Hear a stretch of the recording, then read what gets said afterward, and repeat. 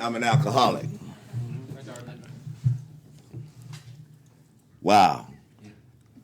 Young people, I'm glad Stan here because now I know I ain't the oldest person in the room. You know, when I walked in, it was like, whoa, what y'all done brought me into up in here? I see people walking around with their weenies out and dudes in dresses. I'm like, hold up now, wait a minute. You know, good to see you guys having fun in recovery, you know, because we are not a glum lot. We are not a glum lot. Again, I'm Dargin, I'm an alcoholic, and I've done alcohol in a lot of different forms, if you understand what I'm saying. So my share of B, if you listen closely, you hear how I've done alcohol in a lot of different forms. I'm from Chattanooga, Tennessee. My sobriety date is August 4 of 2000. I came into these rooms beat up from the feet up. There was nothing left. Nothing. No family, no friends, you know. At least that's what I thought.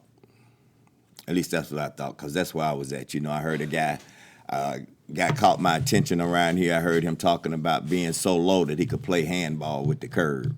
You know, and when he said that, I felt it in my seat.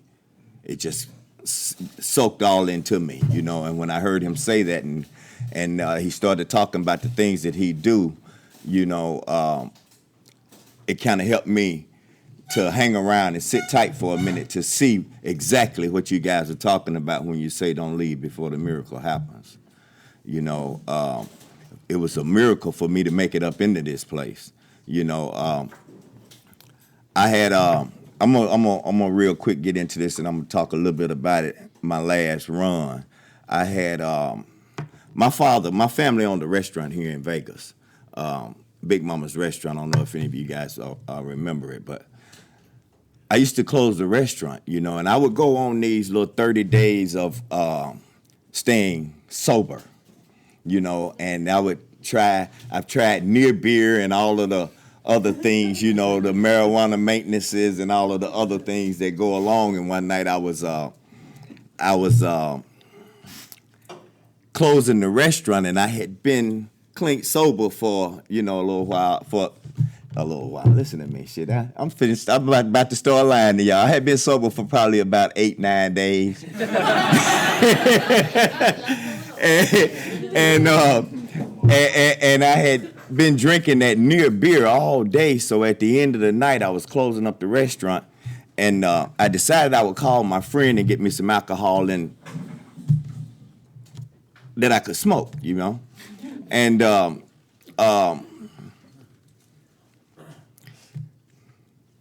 the bright idea told me that if I just did that, you know, if I got one of those and went home, I wouldn't have to drink myself to sleep all night. I could go home and fall out. And I ain't never went to sleep when I smoked that shit. You know, matter of fact, now that I look back at it, every time I smoke that shit, I just continue to do it all night long until I can't get no more, you know. And then I'm willing to go to any length to get it. I'll do whatever it takes. But anyway, this particular night, I closed the restaurant, and my friend came by, and he brought me an extra size. You know, it was a little bigger than usual, you know. And I said, well, you know what? I'll roll this in a cigarette. And that way I won't run back and forth all night. I did that.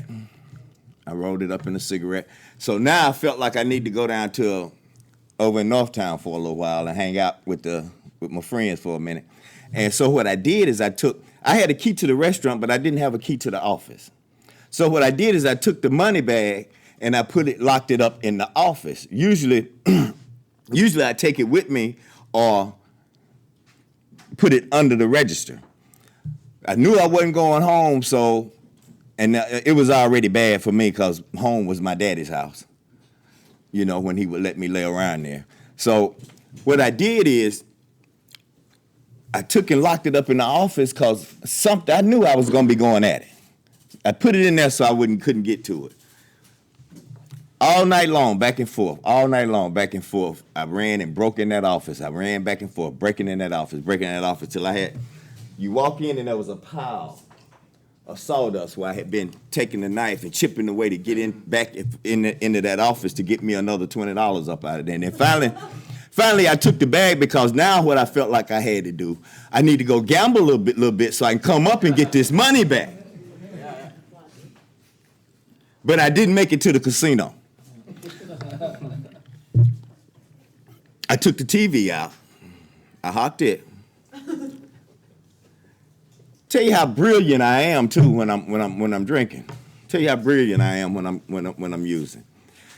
I took the TV out. I pawned it and gave him my daddy's phone number. So when he reported it stolen, and then I used my own ID instead of getting Jonathan to hock it for me, I went and did it with my own ID, so I didn't know what happened to the TV. That's what I told my dad. I don't know what happened to the TV. But guys, I'm going to tell you something. I was there when he reported it stolen. I was at my daddy's house when the pawn shop called and told him that they found that TV. And they told him who hocked it. I knew something was wrong because of the way he looked up at me. And when he looked up at me, something just dropped. It seemed like something just dropped deep down and hit the bottom of my gut. Like, I can't explain the feeling, but it was like a brick just fell down in there and I was heavy, and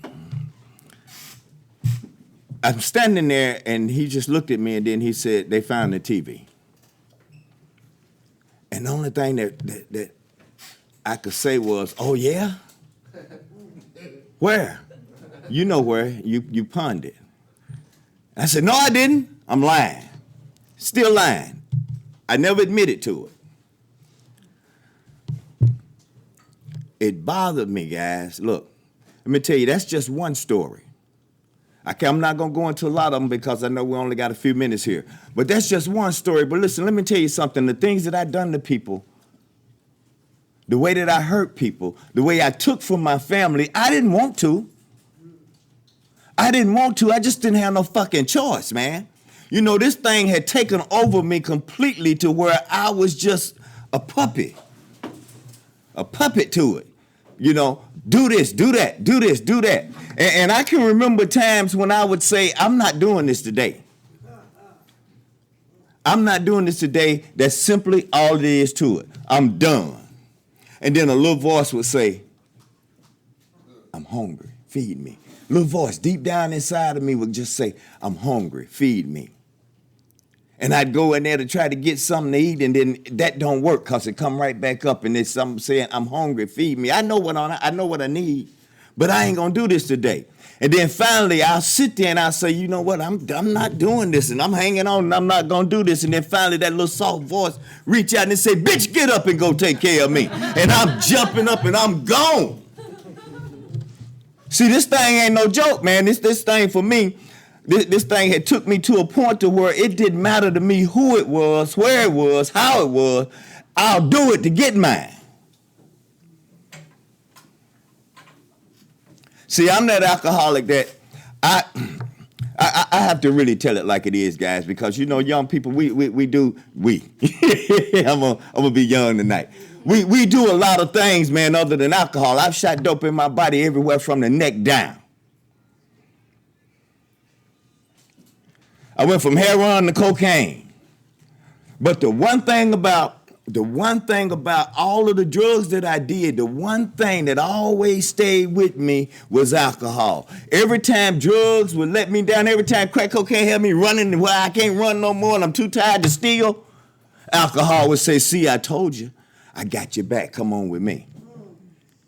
Every time I'd run up into one of these places to try to get sober, alcohol would tell me, see, I told you to leave that other shit alone. Now just hang out with me. See, I went to a program. When I came into Alcoholics Anonymous, man, I found myself in another program. I found some people in another program that was talking about what I talked about, and I was talking like I talk, right? When I went through the work, they sent me right back to the alcoholic. They took me right back to the alcoholic. See, because I'm that type of alcoholic. Once I take a drink, I'm 10 feet tall and bulletproof. I'll head down Blast Alley. I don't wake up going to get no dope. I wake up drinking. I go to bed drinking. When drugs let me down like they always do, alcohol would always say, come on, I got your back. Steady building me up, steady building me up. See, I'm that cat, man, that if you got it on the table back there, and you told me, Dargin, you can have whatever you want on that table, but you got to get through these 90 pit bulls right here. They might kill you. You said, now look, there's a 99.9% chance that they gonna kill you, but there's that 0.1% chance you can get to that dope. I'm going in. See, that's how it had got for me. Nobody wanted to be bothered with me. Nobody wanted to talk to me. Because the conversation was going to always turn out, can I, may I, will you let me?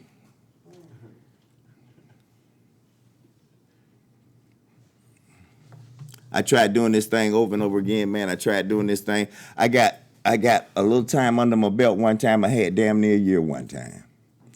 I was young then. And I had damn near a year. And I was going to meetings. I was going back to the treatment center, taking meetings in it. Talking to people in recovery all the time, but that big book I would not touch. They gave us a big book. I don't know, I don't see it much no more, but back then in treatment centers, they give you a big book. When you go in, they give you a big book and a 12 and 12. That's what they used to do to us. So I had a collection of big book and 12 and 12s, which my mother read, but not I. Because I would always get that I did it, I'm okay. So now I'm damn near a year clean, chairing meetings. We started a big meeting in there in another fellowship. We had started a meeting. I was one of the guys that helped start the meeting. Every night I was raising my hand and sharing some profound shit. So I thought, and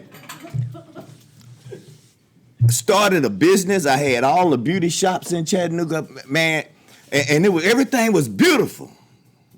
Nothing was wrong. And I went in the store to get me something to drink, and I didn't know what I was going to get when I went in. I had an idea what I was going to get when I went in, but when I went in, I'm over here looking at the sodas, and something over here was saying, psst, Dargin. Psst, Dargin. And I looked, and I walked down through there, and it seemed like it was just sitting there by itself. One Budweiser, sweating. I said, damn, that thing look cold. I drunk that thing and went home and laid down next to my wife, and not a word was said.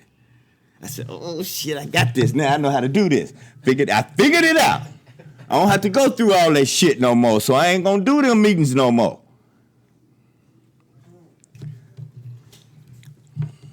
The next night I stopped in there, I got a little bigger one, you know.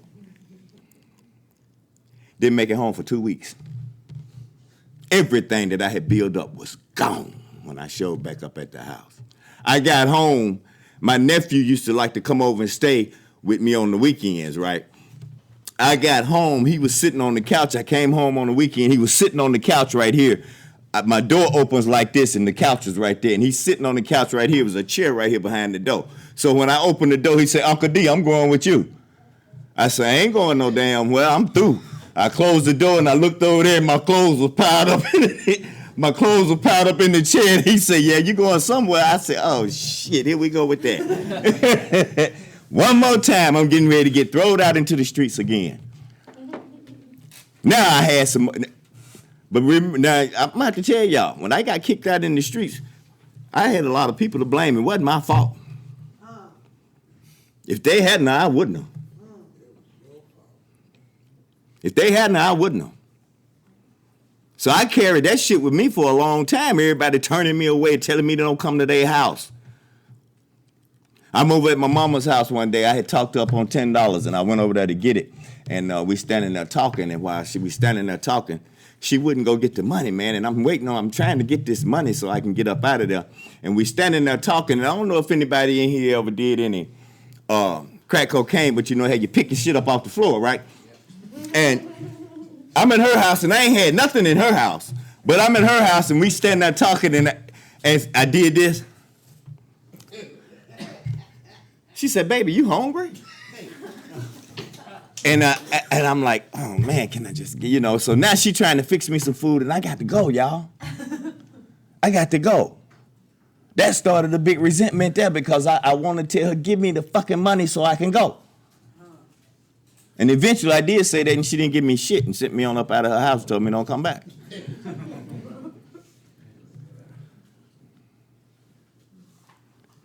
I thank God for Alcoholics Anonymous and the fellowship I crave. See, because had it not been for these 12 steps, see, the thing that I was doing is I was eliminating the drink, but this stayed the same. I needed to change. See, because with my behavior, some of you guys probably know what I'm talking about. With my behavior, the things that I done out there in the streets, I need a drink to do it. So my behavior had to change, see, because if I try to continue to hang out around here with my behavior, y'all will hate me and I'll be drunk. So I thank God for this 12-step process, man, and being able to admit I'm powerless. I never really wanted to surrender to the powerless thing, and because I've always been that power in me. At least I thought I was the one that had to do all the creations. I needed to create everything in my life. Man, the day that I found out that my creation in my life is what has got me in the shit I was in, and I was willing to admit that these things, these problems that was going on in my life right now, it wasn't drugs and alcohol, it was my goddamn fault. Drugs and alcohol played a part in it because it changed me. But I the one put them in me. They don't get no bus pass. If I put it over there, I got to go get it. It don't jump up and run up. Anybody ever been at home and a bottle of vodka just walked up to your door and knocked and you open the door looking around it? Oh, shit. See, I had to find out what was going on with me, man. And when I come up here, you people told me that I suffer from a physical allergy. When I put one in my body, I cannot stop. You told me about that. So now that you told me about this, the physical allergy, if I don't put none in, I'm going to be okay, right? No. They say no. I said, well, what the hell now? They talked about the mental obsession. They say the one thing about it, the big book talks about the obsession to win. I like that. I like that better than the obsession to drink. The reason I like the obsession to win better is because I like to consider myself competitive. I'm going to beat this shit. And I continue to try to beat this shit. I continue to try to beat this shit. I continue to try to beat this shit. Till as the 12 and 12 talks about all scorecards read 0. And I couldn't get a basket at all.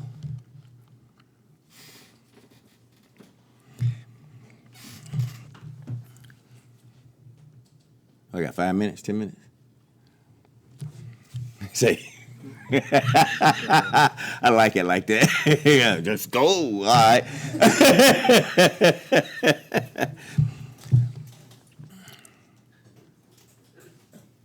You guys told me that I needed to believe in something other than myself, man. And I really had to come to believe that there was a power greater than me. Look, I'm gonna tell you, when I first hit Vegas, this is how tough I am, how powerful I am. When I first hit Vegas, they told me, they say, you see that big building down there with the point on it, talking about the stratosphere, right? I looked, I said, yeah, what is that? They said, that's the stratosphere. That's Northtown. Don't go down there. I couldn't wait to get down in that piece, man. I knew it had to be somebody down there just like me that can show me exactly where to go. And I went straight down there and robbed somebody. Because I had to have mine.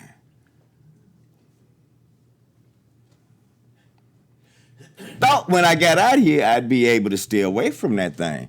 But when I got out here, they had Budweiser, and that's easy to come across, and I got a few of those in me, and I remembered the stratosphere, and I shot down through there, and I picked up exactly what I needed, and once I did, it was on. Wasn't no stopping.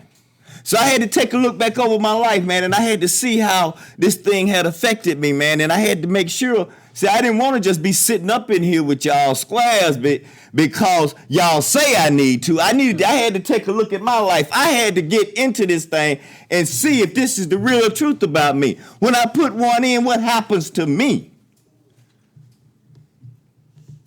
I end up in all kind of places when I put one in. I do all kind of things to all kind of people when I put one in.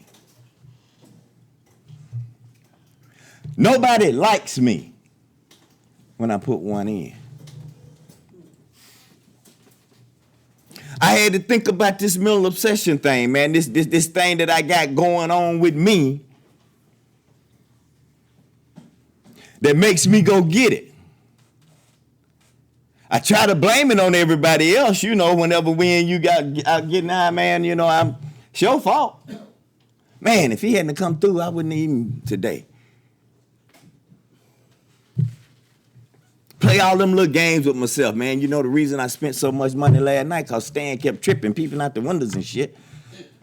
I ain't getting high with him no more. We done. I'm done with that.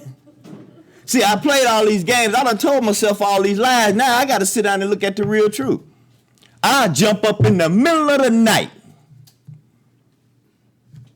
with it on my mind.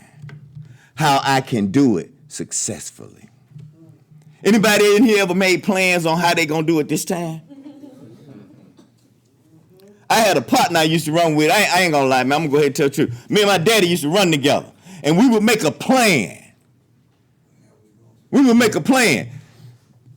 Junior, this time we're gonna get the girls first.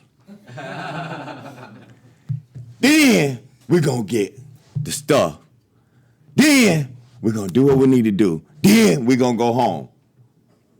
Fucking plan never worked. The next plan, we're gonna get the girls first. That worked out pretty good. This time we're gonna do something with them first. Then we'll get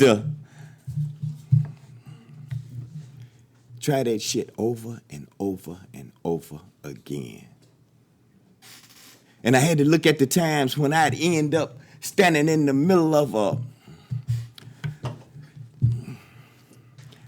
I had to look at the times when I'd end up in places doing things that I didn't want to do when nobody else had went with me.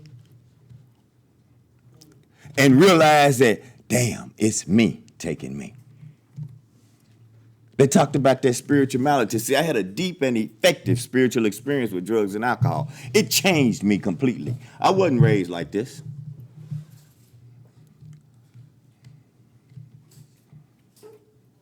My mother's not an addict. My mother take a beer or two. She buy a six-pack when she come and visit me on my birthday every year. And she'll come and visit me and she'll buy a six-pack and stay for 2 weeks and only one gone out the damn six-pack. I got to throw it away when she leave. Not me. That doesn't work for me. If I drink one of them, I'm drinking all of them and some more. My father's not an addict. We ran together and did all these things, but he could stop and go take care of whatever he needed to take care of. He stopped. He don't even do it. No, he don't touch it no more. He stopped.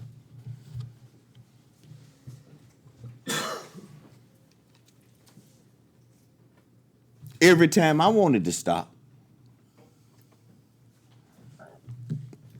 there's a reading out here sometimes that talks about after 30 days. It wouldn't take me that long.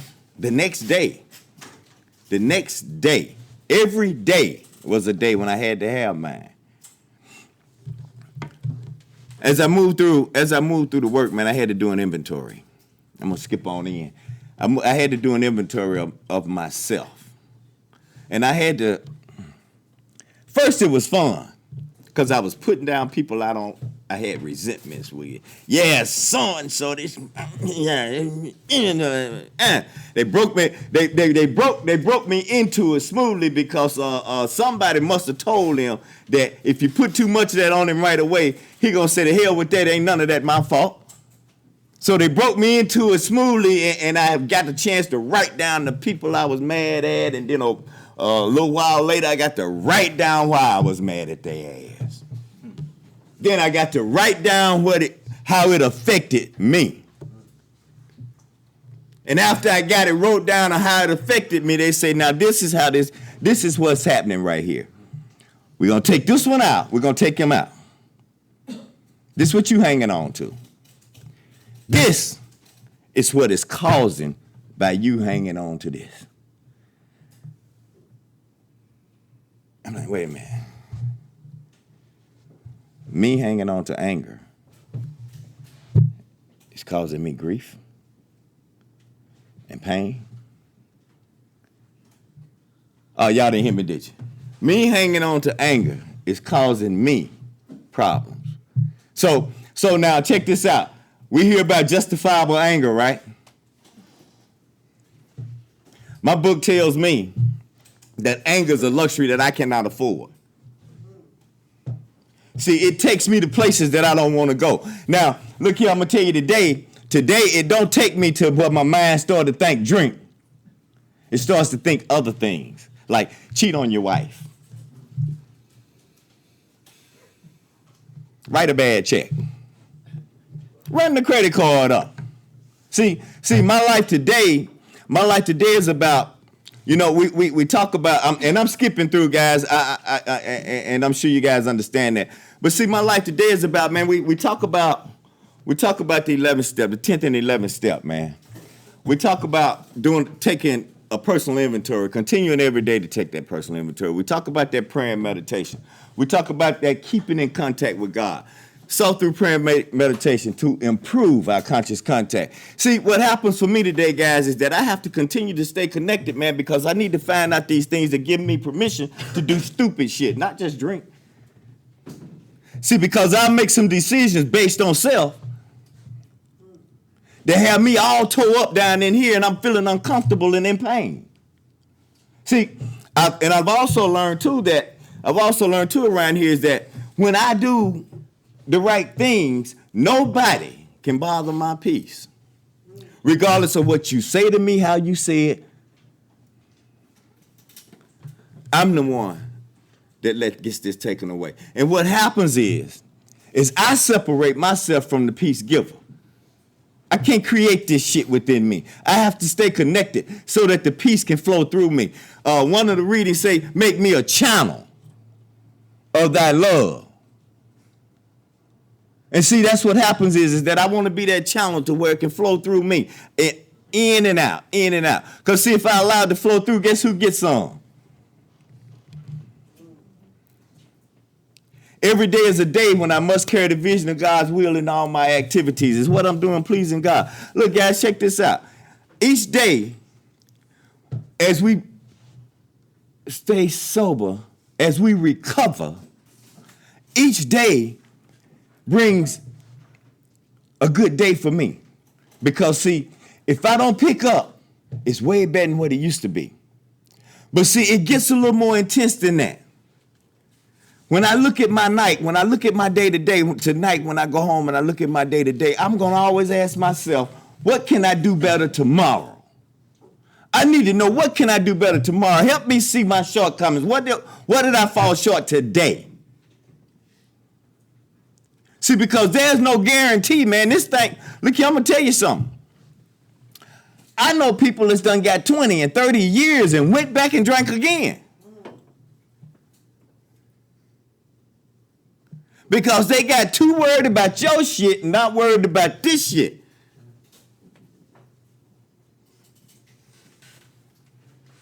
See, I hear a lot, about how we always worried about what people think of us and all of that.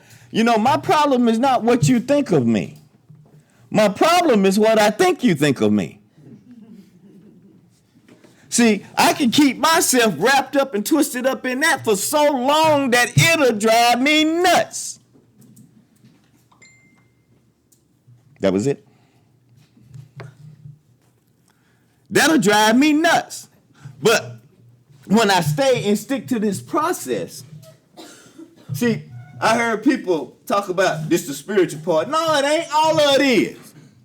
See, because when I do 10, 11, and 12, I repeat all of it every day. This helps me to become useful to other people. Instead of taking, I give today.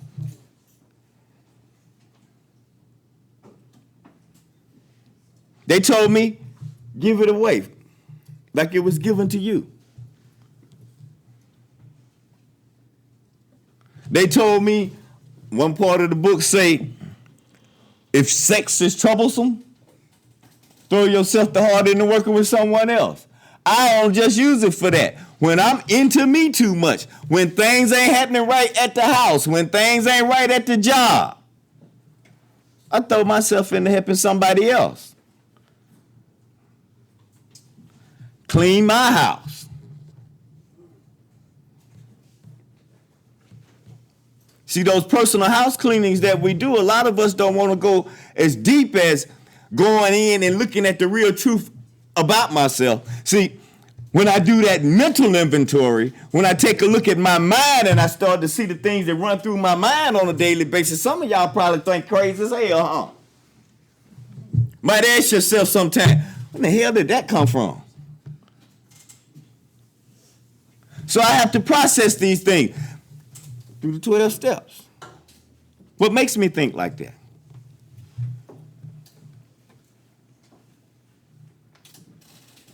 I thank God for the gentlemen that were around, man. When I was down in at West Care Detox this time, I knew something had changed because the guys that came in was the same guys that came in the other 8 times, but they looked different. They looked like I wanted to feel, because I was feeling real shitty inside, man, but I'm the type of guy, man, about that big and tough. Don't want nobody to really say nothing to me, but like I say, about that big, jaw sunk in.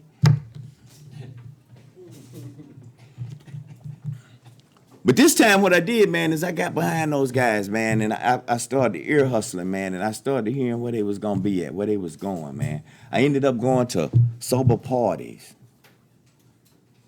And I was showing up, and one of the guys looked around, man, and he said, damn, man, he said, I'm so-and-so. Everywhere I go, I see you. And I said, I'm Dargin.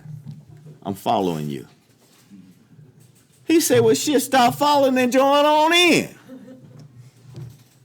That's all I knew how to do, man. That's all I knew how to do.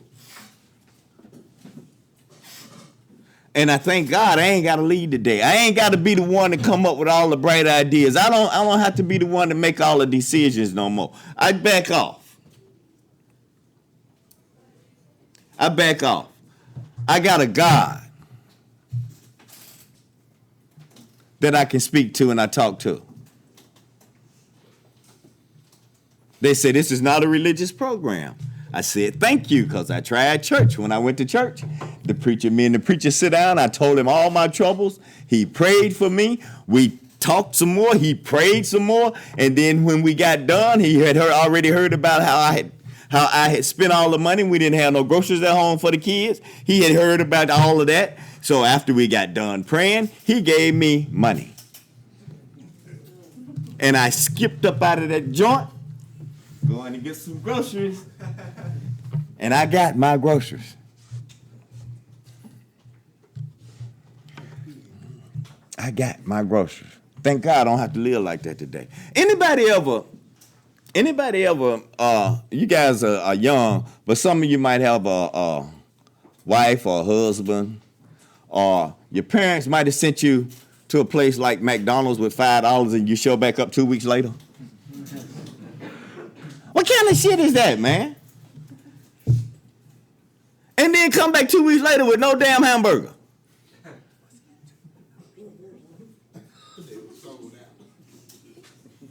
See, those are the kind of things that I had to take a look at, man. I had to really look. I had to stop looking at everybody else, and I had to take a look at this guy right here.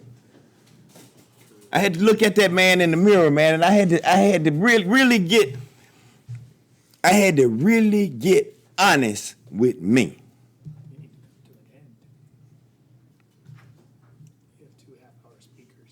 Oh, yeah, okay. Look here. I want to thank you guys for allowing me to come out, man, and it's good to see so many young people in the rooms of recovery. You know, you guys keep up the good work, man. This is a beautiful thing. Thanks for allowing me to share. Sorry about that.